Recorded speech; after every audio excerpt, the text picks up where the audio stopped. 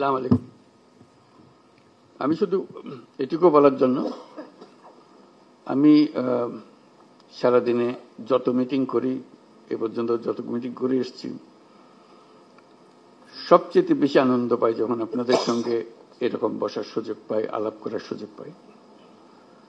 কারণ এখানেই সবাই মিলে বাংলাদেশের প্রকৃত ভবিষ্যৎ রচনা করা হচ্ছে। এটা আমাকে শিহরণ জাগায় যে এরকম একটা কাজে আমি জড়িত হতে পেরেছি, নিজেকে যুক্ত করতে পেরেছি। শুধু আপনাদের কথা শোনার জন্য, এটা কিভাবে আপনারা গাইড করবেন, কোথায় নিয়ে যাবেন। আমাদের উপর দায়িত্ব দেওয়া হয়েছিল সংস্কার করার জন্য। আমরা ঠিক বুঝতে পারছিলাম না কোথা দিয়ে শুরু করি। তো প্রথমেই আলাপের মধ্যে নানা প্রসঙ্গে ঠিক হলো যে আমরা কিছু কমিশন করে দিই, যেগুলো দ্বারা প্রকৃতপক্ষে ভেতরে গিয়ে জিনিসটা তৈরি করবে। তো এটা দীর্ঘ প্রক্রিয়া, লোক জোগাড় করা ইত্যাদি। শেষ পর্যন্ত আমরা কমিশন করলাম, প্রথম 6টা কমিশন, পরবর্তীতে আরো 6টা। তো তাদেরকে 90 দিন আমরা সময় দিয়েছিলাম দ্রুত গতিতে কাজ করার জন্য। আমরা খুবই আনন্দিত যে তারা করতে পেরেছে। কয়েকটা কমিশন বেশি সময় নিয়েছে, তাতে কোনো অসুবিধা নেই।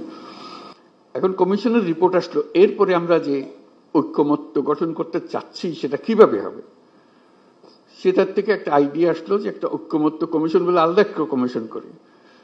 তো সেটা যে ফলপ্রসূ হয়েছে সেটা প্রফেসর আলী রিয়াজ সাহেব যখনই আমার সঙ্গে বৈঠক করেন, আমি অত্যন্ত আনন্দিত হই যেভাবে আপনারা সহযোগিতা করেছেন, আনন্দ সহকারে পার্টিসিপেট করেছেন। এটা কেন জানি আমার মনে হয়েছিল যে এটা হয়তো সবার আগ্রহ হবে না, কবে পাশ কাটিয়ে যাবে বা ভেতরে ঢুকতে চাইবে না। আমি অত্যন্ত আশ্চর্য হয়েছি এবং অত্যন্ত আনন্দিত হয়েছে যে কত গভীরভাবে আপনারা এটাতে গিয়েছেন।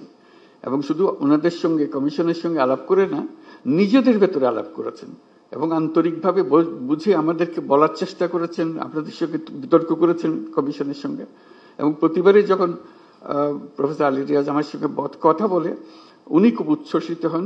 এটা আমাকে অত্যন্ত হৃদয়ে টাচ করে আমাকে, যে এরকম আগ্রহ নিয়ে সবাই যদি আমরা বসি, নিশ্চয়ই একটু ভালো কিছু এর মধ্যে থেকে আসবে।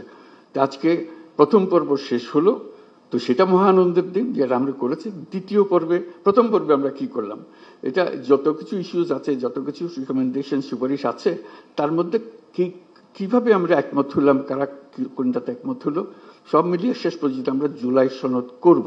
এইটাই হলো আমাদের লক্ষ্য, যেখানে আমরা সবার ঐক্যমত্যগুলো তুলে ধরব।